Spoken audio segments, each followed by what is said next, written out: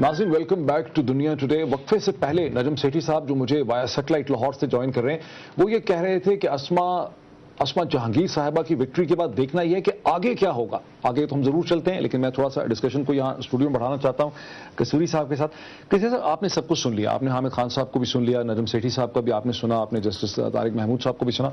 आपको क्या समझ आती है कि जो तासुर था लोगों के जहनों में, ये टोटली मतलब अजीब बिल्कुल हवा में ही मतलब जन्नती तासुर था लोगों के जहन में कि ये हुकूमत और जुडिशरी के दरमियान एक पंजा आजमाई हो रही, ये मतलब एक वहम लोगों में चला। क्योंकि देखें सारी इंपॉर्टेंस तो इस इलेक्शन की इसलिए कसूरी साहब बन गई, वरना 2-2.5 हज़ार लोग वकला अगर इलेक्शन का वोट देते हैं, एक प्रोफेशनल बॉडी का इलेक्शन है, और इस मुल्क में अगर डॉक्टरों का और इंजीनियर्स की किसी बॉडी का इलेक्शन हो जाए तो पता नहीं 50,000 लोग उसमें वोट डालेंगे, ये सहाफ़ियों का हो तो उसको तो इतनी अहमियत नहीं मिलेगी कि उसमें कौन जीतता है। यहाँ तो जो सारी अहमियत फोकस होगी तो ये सारा मतलब हेलुसिनेशन हो रही है मीडिया के पार्ट में। मैं समझता हूँ कि this election ought to be an election which is a role model, ताकि सारे मुल्क को अगर इसको पाकिस्तान के 18 करोड़ के कैनवस पर लाया जाए। नहीं, आप कहीं और ले जा रहे हैं। नंबर 1। नंबर 2, यहां कहा गया जजेस की जुबान।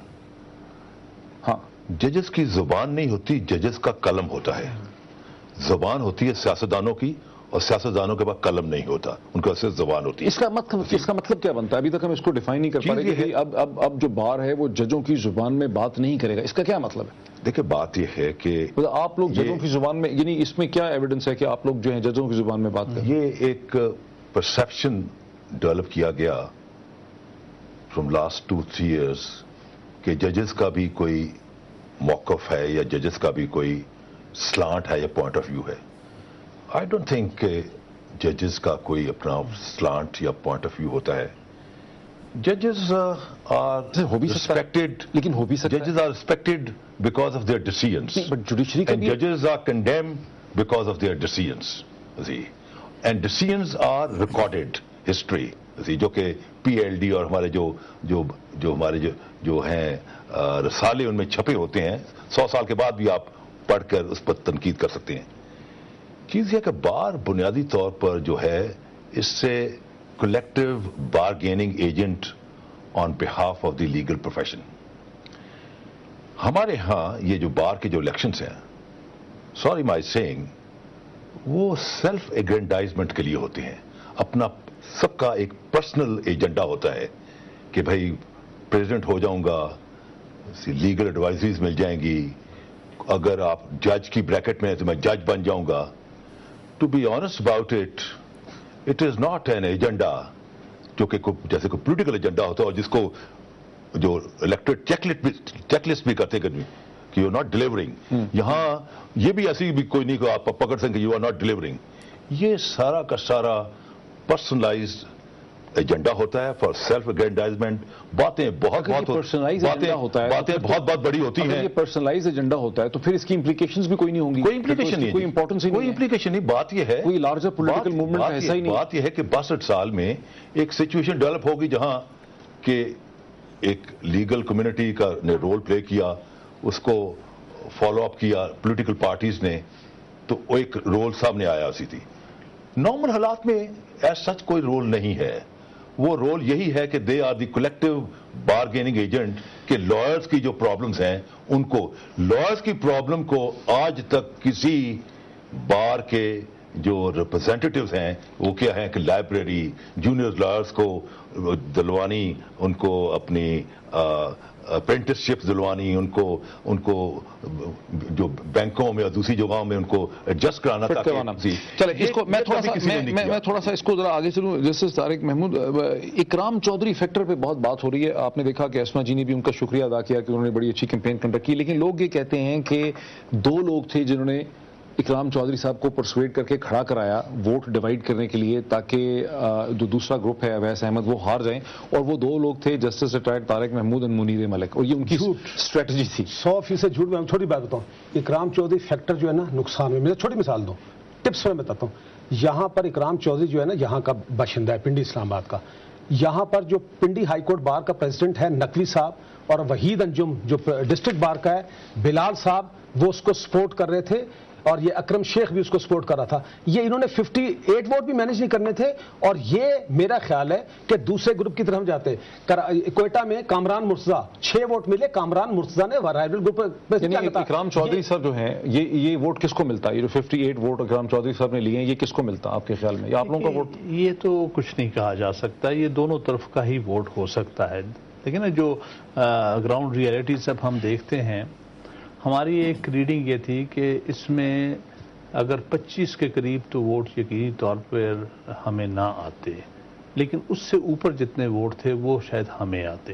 مطلب کہ یہ ساری ہماری ایک کیلکولیشن ہوتی. یہ جو بات کی جا رہی ہے کہ اکرام چودھری صاحب کا زور صرف پنڈی اسلام آباد میں تھا یا زیادہ زیادہ لاہور میں تھا, اور وہ کیوں کھڑے ہو گئے ایک ایسے الیکشن کے لیے؟ لیکن یہ بھی تو کہا جا رہا ہے کہ وہ ایک ایسے الیکشن میں کیسے کھڑے ہو گئے جو آل کنٹری تھا, ان کا تو کوئی چانس ہی نہیں تھا. پچھلے 3 سال سے کھڑے ہوتے ہیں. اعتزاز صاحب کی دفعہ بھی انہوں نے وڈرا کر دیا تھا. وہ تو کئی سال سے ہے ہیبٹ میں. نہیں ہیبٹ میں نہیں کہوں گا, لیکن اعتزاز ہیوی ویٹ آ گیا اس پر. اچھا اگر آسما نہ آتی نا, میں آپ کو یہ بات بتاؤں, وہ تو آسما آخر میں وقت آئی. اگر آسما نہ آتی تو شاید وہ کانٹیسٹ 58 ووٹس ہیں, بڑے ڈیسائسو ووٹس ہیں.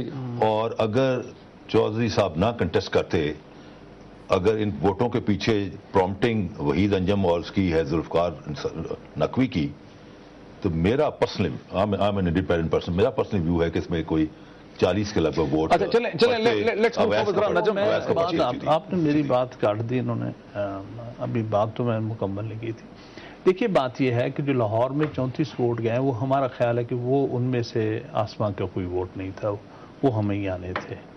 لیکن یہ ہے کہ بہرحال یہ تو معاملات کیلکولیشن کا ہے, پوسٹ مارٹم کا ہے, ڈزنٹ میٹر. دیکھیے جی الیکشنز ان کے ہوتے ہوئے بھی ہم جیت سکتے تھے, ان کے نہ ہوتے ہوئے بھی ہم ہار سکتے تھے. اس پر بہت ساری بحث ہو سکتی ہے, لیکن ڈیفینیٹلی اس کا ایڈورس افیکٹ اگر ہم ٹوٹیلٹی دیکھتے ہیں تو احمد اویس کے لیے ہوا ہے پریڈومیننٹلی, ان کو اس کا افیکٹ ہوا.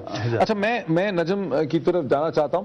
نجم, یہ جو وکلا کی تحریک کے جو سٹالورٹس ہیں, جو جن میں سے 2-3 سٹالورٹس تو میرے ساتھ بیٹھے ہیں, باقی سب سے بھی آپ واقف ہیں, ان کے درمیان جو ایک یہ سیسا پلائی کی دیوار تھے, یہ اکٹھے تھے اور اس کے بعد یہ سپلٹ ہو گئے اور ڈفرنٹ دھڑوں میں چلے گئے, اس کیفیت کو, اس صورتحال کو آپ کیسے دیکھتے ہیں؟